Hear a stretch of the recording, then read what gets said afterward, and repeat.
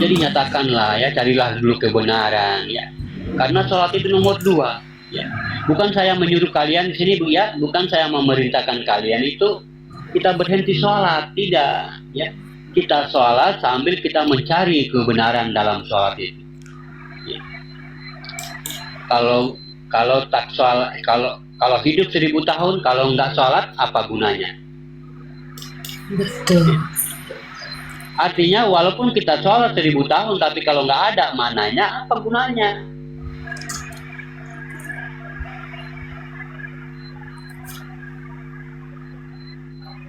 Dikatakan saja sholat. Apa itu so? Apa itu la? Apa itu to?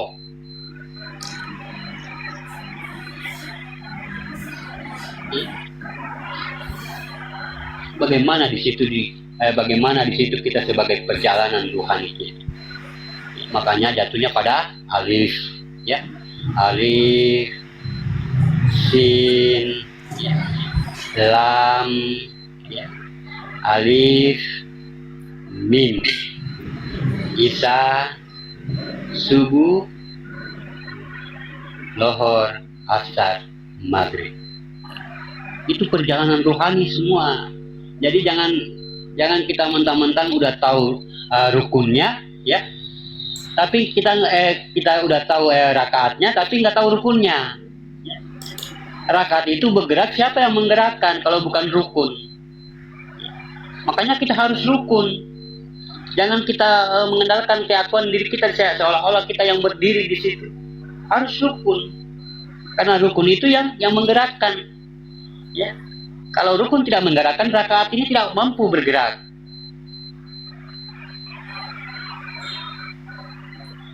Ya, sama halnya tuh nggak kamu taruh patung ya, taruh patung di depan kamu ya, taruh patung atau boneka di depan kamu. Boneka ini nggak bakalan bergerak kalau nggak ada yang menggerakkan. Itulah zohir, ya, itulah zohir kita. Ya. Makanya dikatakan gerak dan gerik atau afal dan fiil. Fiil itu gerakan Tuhan, afal itu yang digerakkan. Ya, afal itu sudah bergerak tuh, tapi ada yang menggerakkan. Ada yang menggerakkan siapa? Fiil. Ya, fiil itu gerakan Tuhan. Afal itu gerakan manusia. Artinya yang sudah digerakkan oleh Tuhan tadi sudah bergerak manusia, itu dikatakan afal. Ya. Jadi harus benar-benar kita mengetahui kebenaran dalam sholat itu. Sahabat imannya. Nah, sambil kita berhijrah ya, ini yang dikatakan berhijrah, mencari ilmu dulu. Ya. Kalau kita ambil sunnah Nabi ya, kalau kita mau ambil sunnah Nabi ya, Masya Allah sahabat imannya. Nabi itu belum langsung sholat ya. Kalau kita mau ambil sunnah Nabi, ya, kenal Tuhan dulu baru sholat Nabi kita tuh.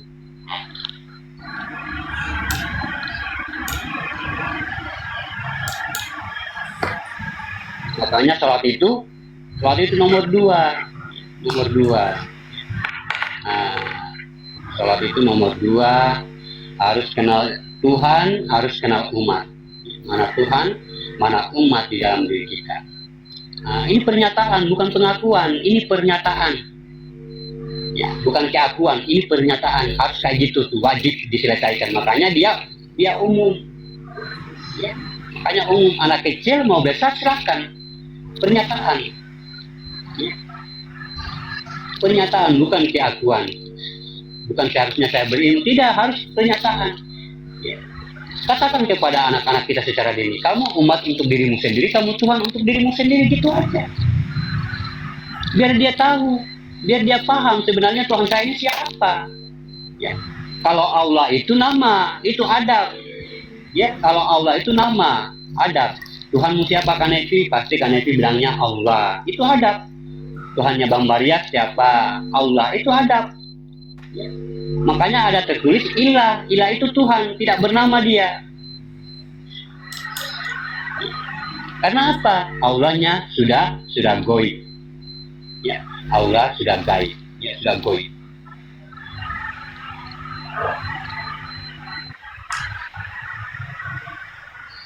Ini enggak ada anak ya, perintahin sholat aja, nggak pernah kita membelajarkan di rumah mungkin ya. Makanya kalau kita mau didik anak-anak atau kita mau nyekolahin, kita lihat dulu kualitas pesantrennya, pondoknya, lihat dulu. Ya, kita lihat dulu.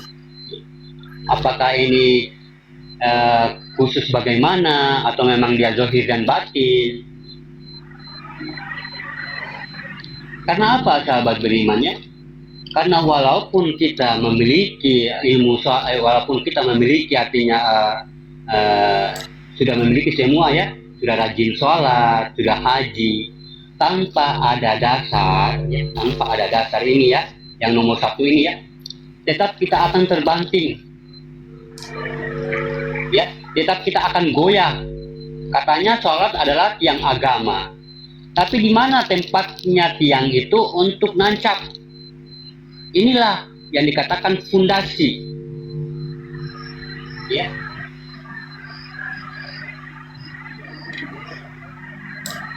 Iya, benar Bang Suara. Ya.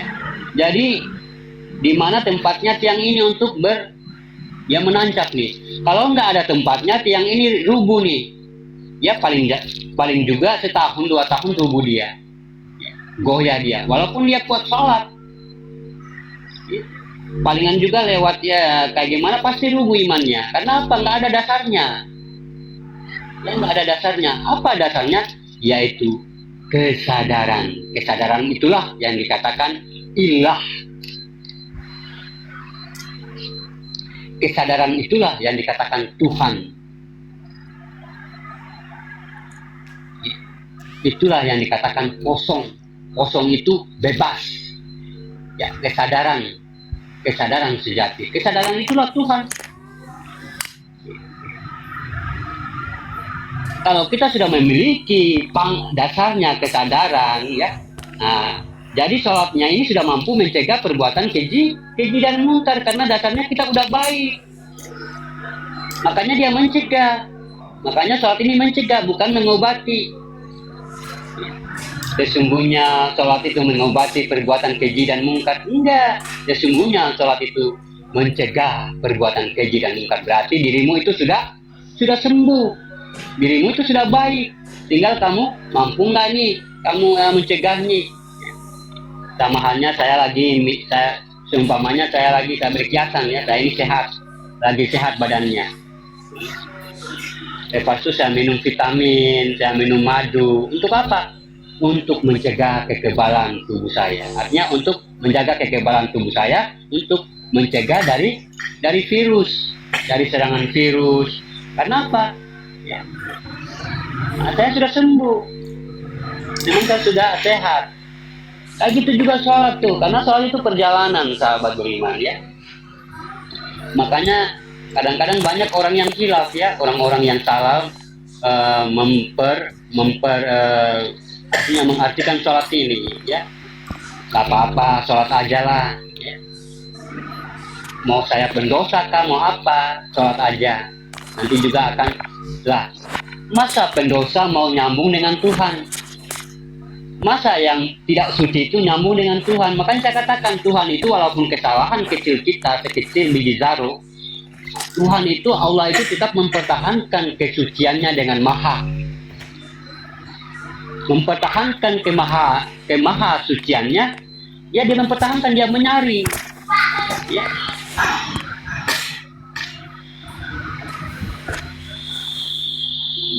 Allah Maha mengampun, Allah Maha menampuni.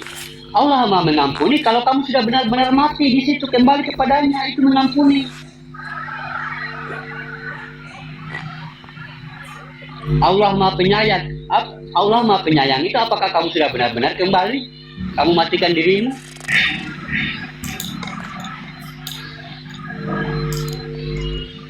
Iya, sudah iman, amanu, amanah ya. Iya, benar. Orang yang sudah amanah itu kata Allah pasti tentunya sudah aman.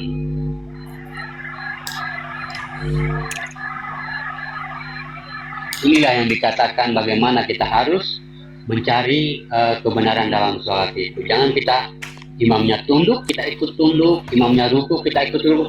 Kita itu kayak robot. tapi kita tidak paham apa yang dibacakan. Kita tidak paham apa itu ruku, tidak paham apa itu sujud. Ya. Sesungguhnya kamu itu kalau memasuki masjid, kata Allah, ya, kamu itu jangan mabuk.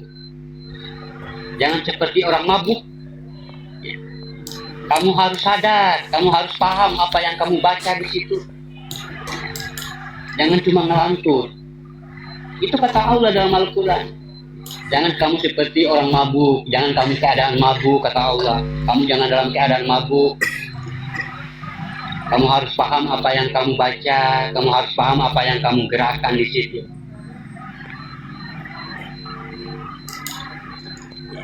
Ini juga yang dikatakan Ali bin Abi Thalib. Sesungguhnya aku tidak mau sholat kalau aku tidak bisa melihat Tuhan.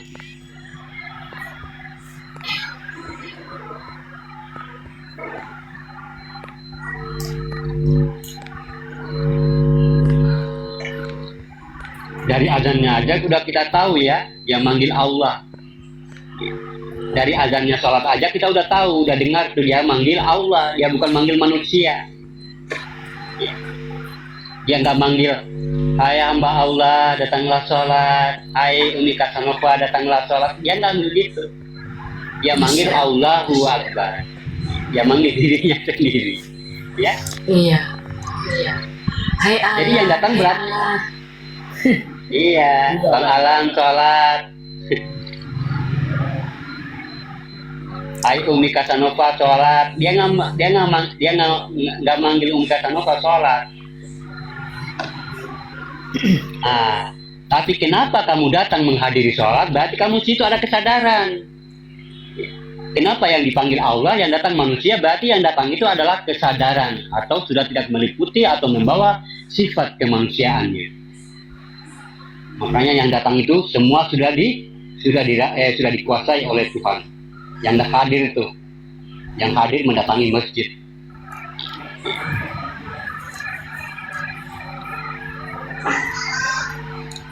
Nah, orang-orang yang sudah mati di situ yang datang tuh, ya.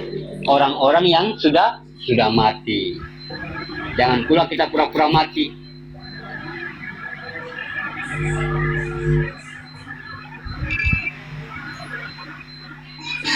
Ya, jangan kita selalu, artinya sahabat beriman ya, kita ikutin yang apa di dalam diri kita ini. Karena apa? Di dalam diri kita ini sudah diberi petunjuk dalam Al-Quran, sudah diberi petunjuk oleh Al-Quran.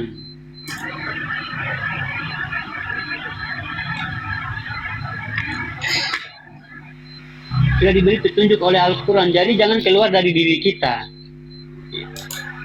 Nah, kalau kita memang sadar di sini sahabat beriman, selama ini siapa yang menghidupi kita, seharusnya itu yang memimpin kehidupan kita.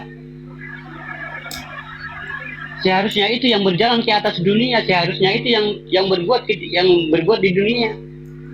Jangan pula kita yang merasa. Kalau memang kita sadar di sini ya. Bukankah dia menguasai dirimu? Dia selama ini menghidupi kamu. Nanti dia juga akan mematikan kamu. Itu yang menguasai. Artinya yang dikatakan dalam surat An-Nas itu rajanya manusia, penguasa diri manusia.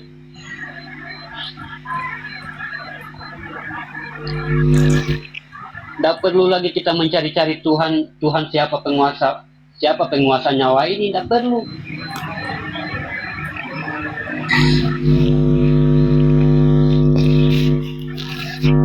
Ya, tidak perlu lagi kita bertanya, lalu siapa penguasa nyawa, siapa penguasa nyawa itu, tidak perlu.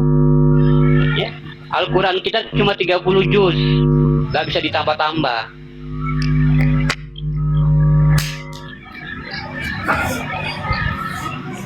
Ya mungkin Kanevi kalau mau lanjut silakan ya, saya mau maghrib dulu. Makasih Bang Hamba Allah, berkasih. Iya sama-sama Kanevi. Dengan doa yang sama, mudah-mudahan Kanevi diberikan limpahan rezeki, keberkahan, sekeluarga. Amin, amin ya Rabbil alamin. Apa yang menjadi hajatnya Bang Hamba Allah mudahkan, Allah kabulkan. Amin. Ya semoga berkah penuh barokah. Amin. Semoga kita juga di sini semua sebagai pilihan-pilihan Allah. Memang Allah artinya Allah sengaja menurunkan kita ke dunia untuk bagaimana kita menjalankan thayyibatulilahnya. Semoga kita termasuk orang-orang yang dipilihnya oleh Allah. Amin. Amin ya rabbal alamin. Amin. Ya, saya ini mau sholat dulu, Mbak Kanevi. Assalamualaikum. Waalaikumsalam.